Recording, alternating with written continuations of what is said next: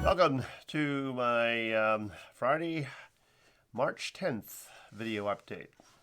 This week I've kind of got some good news and bad news. The bad news first. I got a MacBook Pro, one of the new MacBook Pros, the one without the touch bar, in the early part of January, first couple days of January. Just rather earlier this week on Tuesday, I had to take it to the Apple Store, which is about a 120-mile drive from here to Richmond, and because I was having screen display issues. It was, fluttering, and it was just a mess. So I took it into the Apple Store, and sure enough, they determined that it is something that needs to be taken care of. So they shipped it off. So I'm without my my new MacBook Pro. So I'm trying to use my old MacBook Pro, which I've already gotten spoiled by this solid state drive on the new one. But what I did is make and this is a recommendation for anybody else who has Macs, is the backup utility called Super Duper. You can use it for free, but if you want to use its full capability, and it does fine for free, but if you want to be able to schedule backups and really use its full potential, then it costs a whopping $28. So it's worth the investment. And so what I did is created a backup on Monday night of my MacBook Pro, a bootable backup, so I can plug that hard drive into my old MacBook, and I'm really basically working on my new MacBook Pro, except I don't have the speed that it had, obviously. So I'm stuck with that and we're not going to be constantly at home, so I couldn't have it shipped to the house, so I'm having them just ship it back to the store, and when we're able to, we'll drive to Richmond and get it. So that's the bad news.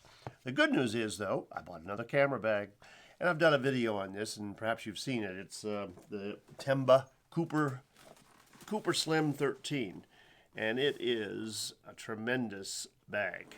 I've wanted this thing for what did I say in the video? I've wanted it for over a year, and I finally had both the cash and was able to find the bag at a little bit discounted price.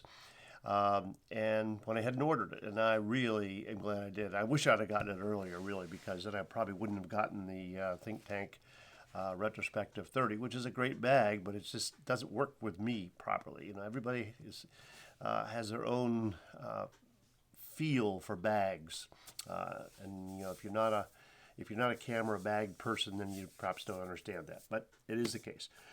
Okay, so that is non-video kinds of things, really, but in one way, it is. The bag is small enough that it's really easy to carry, and yet big enough that I can carry what I need to go do a video shoot.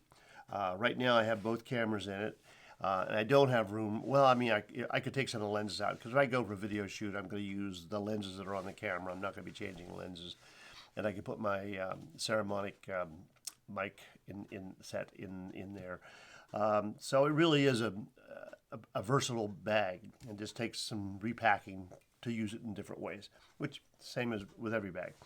On the video front, though, I was able in the last week, the last video update, I commented how I'd kind of figured out what my problem was with getting the traffic noise when I recorded outside in our yard. And stupid me, I just had the volume up too high on the mic. So I've taken care of that, and as a result, I've recorded a slew of episodes for learning photography. So I'm almost ahead of myself in that. I've got more ideas of what I want to do, because I do these videos based on what I do with students in the classes I teach, or this one-on-one sessions that I do with clients. And so I got plenty of material. I just had to map it out. And the nice thing about these videos is I can just talk off the cuff. It's kind of like I walk into a room and I can talk to you about these things without having to have a script. And that's what I'm finding is the best way to be able to do a video, that you're really talking from your heart, you're talking from your brain, you're not having to rehearse. I do a little practicing just to make sure that I've got the ducks in a row, as it were, to what I want to cover.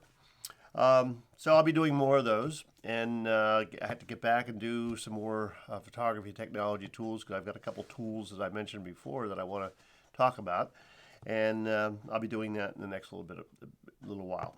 So one of the things, though, is learning more about what to look for when you're recording outside. The thing that has surprised me and both frustrated me is we've had crazy weather on the East Coast of the United States, and it's spring-like, but it's supposed to be kind of the end of winter. And but the sun's going in and out and in and out. So I'll set myself up at a location to do a shot, and then all of a sudden the cloud comes over, and I'm underexposed. So it's a little bit of a challenge. But that's something I need to work on. I actually did one of my episodes in our kitchen, and we have a lot of windows in the dining room behind me, and the light was changing back in there, and the camera was adjusting to that. So even inside, sometimes you have to worry about that sort of thing.